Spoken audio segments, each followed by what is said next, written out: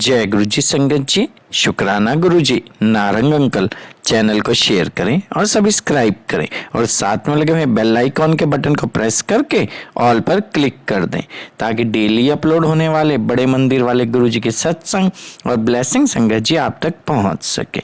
सत्संग को ज़्यादा से ज़्यादा लाइक करें संगत जी। अपना सत्संग गुरु जी के चैनल पर अपलोड करवाने के लिए आप डिस्क्रिप्शन बॉक्स में दिए हमारे व्हाट्सएप नंबर पर अपना सत्संग रिकॉर्ड करके हमें भेज सकते हैं।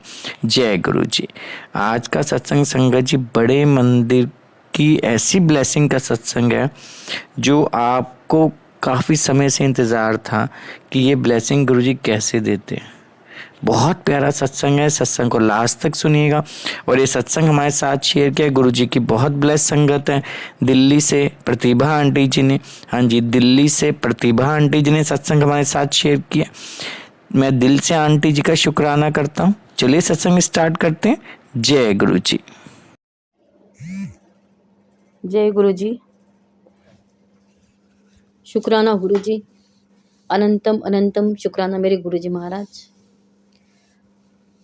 गुरु जी आपका नाम तो मैं सुनती रहती थी।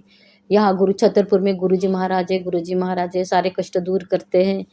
लेकिन मैं किसी को भी बोलती थी, कोई मुझे ले नहीं जाता था। बस बताते थे आपके बारे में। फिर मेरे बेटी ने मुझे बताया कि मम्मी, मेरी सहेली मुझे उस मंदिर में लेकर गई, मैं भी तुम्हें लेकर जाऊंगी। तो नवरात्रों में उसने मुझे पहली बार बड़े मंदिर लेकर गई। बड़े मंदिर जाने के बाद मुझे इतना अच्छा लगा, इतनी खुशी मिल रही थी, ऐसा लग रहा था मैं कहाँ आ गई। बहुत खुशी, बहुत आनंद, शरीर में ऐसा प्रफुल्लित शरीर हो रहा था। कुछ खजाना मिल गया मुझे, इस तरह मुझे लग रहा था।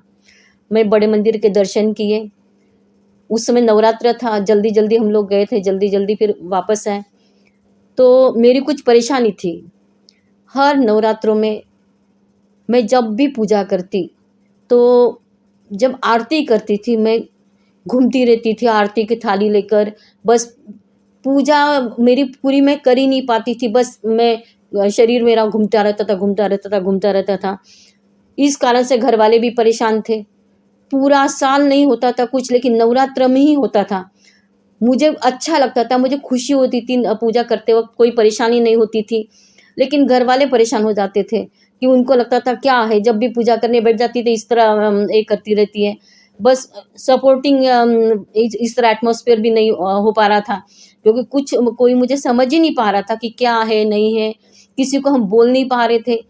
अभी यहाँ हम अकेला परिवार रह रहे, किसी को बताना मतलब सारी बातें फैलने वाली बात हो जाती है। हम किसी को भी कोई बातें हमारी शेयर नहीं करे थे। लेकिन 11-12 साल से प्रॉब्लम क्रिएट हुई थी और चली रही थी। नवरात्र आते मुझे बहुत खुशी होती थी। नवरात्र आती मैं दुर्गा माँ के भजन लगा देती थी।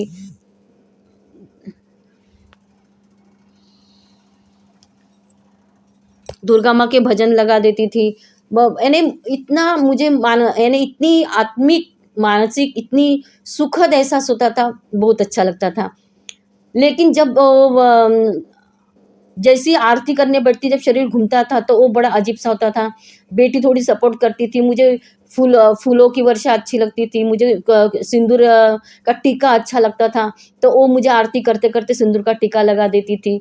कभी फूलों की वर्षा, वो फूल डाल देती थी।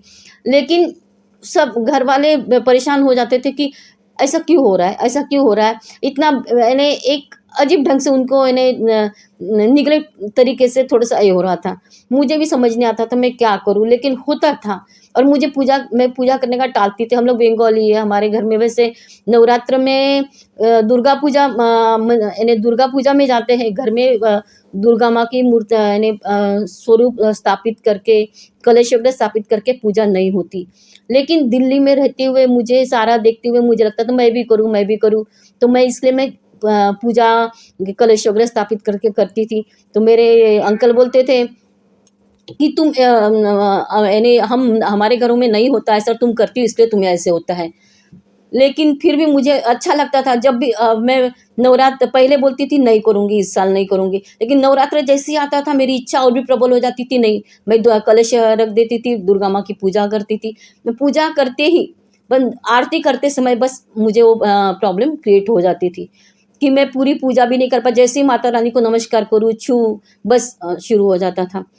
तो मैंने किसी से ये बातें शेयर नहीं की, ना कुछ बोला, बस घर के परिवार के तीनों सदस्यों के बीच में ये बात रहती थी। बस बेटी थोड़ा सपोर्ट कर देती थी, जो भी है। तो हम अचानक बड़े मंदिर नवरात्रों में ही गए। मेरी इच्छा थी, क्योंकि मैं बोली गुरु का दर, गुरुवार को मैं वही जाऊँगी, नवरात्र भी है, चलो चलते हैं। तो उस दिन जाने के बाद हम लोग मंदिर में जाने के बाद हम शाम को आए तो आरती करने बैठी। तो मैं देख रही हूँ, अरे आरती में नॉर्मल आसानी से आरती कर ली, मुझे कोई प्रॉब्लम क्रिएट नहीं हुई इतनी इजीली, कि नहीं तो मैं इतनी यानी एक डर सा होता था, अब ये शरीर ये हो जाएगा, लेकिन कुछ आसानी से आरती करी। फिर उस दिन के बाद जैसे मैं नवरात्र के तीसरे या चौथे दिन गई होगी, तो पूरा नवरात्र मेरा बहुत आराम से हो गया, कुछ दिक्कत नहीं आई, कुछ प्रॉब्लम क्रिएट नहीं हुई, आराम से मैंने पूजा की, प्रार्थना की, जो भी है। उसके बाद काली पूजा के दिन भी मुझे होता था, तो काली पूजा भी आराम से निपट गई। उस दिन भी मैं आराम से पूजा प्रार्थना की, आरती की, कोई दिक्कत नहीं आई।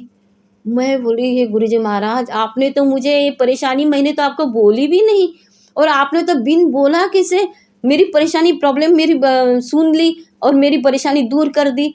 मुझे इतना अचरज हुआ, लेकिन मुझे यकीन नहीं हो रहा था कि मेरी प्रॉब्लम, मेरी परेशानी कि पूर्णतः शरीर से निकल चुकी है, अभी नहीं होगा, ये मुझे विश्वास ही नहीं हो रहा था। मैं बोली, गुरुजी, सारे बोलते हैं जब तुम्हारी प्रॉब्लम ओके हो जाए तो शुक्राना करना चाहिए। मैं बोली, गुरुजी मुझे तो यकीन नहीं हो रहा, अभी अगले नवरात्र में मैं देखूंगी मुझे होता तो नहीं ऐसा। तो नेक्स्ट फिर 2023 का नवरात्र आया, वही मैंने दुर्गा माँ की स्वरूप स्थापित करके कलश वगैरह बैठाया, रोज सवेरे शाम आरती कर रही थी, आराम से आरती हो पा रही थी, पूजा कर पा रही थी, नहीं तो एक कभी संभव ही नहीं होता था। हमेशा जैसे ही पूजा करने बैठूं, बस शरीर आरती की थाली लेकर घूमती रहूंगी, बस ये होता था। क्या है क्या नहीं है, क्या अच्छा क्या बुरा, ये समझना, क्योंकि हम किसी से बातें शेयर ही नहीं कर पा रहे थे, हमारे घर के बीच ये बात रह रही थी। लेकिन जो भी है, क्या अच्छा था क्या बुरा था, हमें नहीं पता था, गुरुजी को सारा पता है, और गुरुजी ने मेरी ये प्रॉब्लम सॉल्व कर दी। लेकिन शुक्राना करने के लिए मुझे कम से कम 1 साल का समय लगा, और गुरुजी ने एक पल में मेरी ये प्रॉब्लम हल कर दी। गुरुजी महाराज, अनंतम अनंतम शुक्राना, बिन बोले सब कुछ जानता, सारे बोलते सच में आपने तो कमाल कर दिया। मैंने कोई भी बात शेयर नहीं की, क्योंकि मैं वहाँ जाने के बाद इतनी तल्लीन हो गई थी आपके मंदिर में कि बस मुझे समझ ही नहीं आ रहा था क्या बोलूँ क्या नहीं बोलूँ। लेकिन आप बोले, तुम कुछ मत बोल, मैं बैठा हूँ, मैं सब ठीक कर दूंगा। बस ये आप जो बोलते हो सच, आपने वही किया। शुक्राना गुरु महाराज। मैंने सत्संग इतना लेट शेयर कर रही हूँ, इसलिए माफ़ी मांगती हूँ। मुझे रिकॉर्ड करना नहीं आता था, इसलिए मैं बहुत टाइम मेरा चला गया। जो भी है, आज मैं सत्संग शेयर किया, मुझे गलतियों के लिए क्षमा कर देना। हमेशा मेरे अंग संग रहना, सदैव अपना हाथ मेरे सर के ऊपर देकर रहना, मेरी बाह पकड़ के रखना गुरु महाराज। आपके अलावा कोई नहीं गुरुजी महाराज, आप तारनहार हो, आप दुख भंजन हो। गुरुजी महाराज, मेरी सदैव रक्षा करना, सदैव हमारे परिवार की रक्षा करना, सबकी रक्षा करना गुरु महाराज, सबकी रक्षा करना। जय गुरुजी, शुक्राना गुरुजी, अनंतम अनंतम शुक्राना मेरे गुरुजी महाराज। मैं एंड में मंत्र जाप करना चाहती हूँ। ओम नमः शिवाय, शिवजी सदा सहाय। ओम नमः शिवाय, गुरुजी सदा सहाय। ओम नमः शिवाय, शिवजी सदा सहाय। ओम नमः शिवाय, गुरुजी सदा सहाय। जय गुरुजी, शुक्राना गुरुजी, अनंतम अनंतम शुक्राना मेरे गुरुजी महाराज। ऐसी मेहर बनाए रखना, सदैव अंग संग रहना।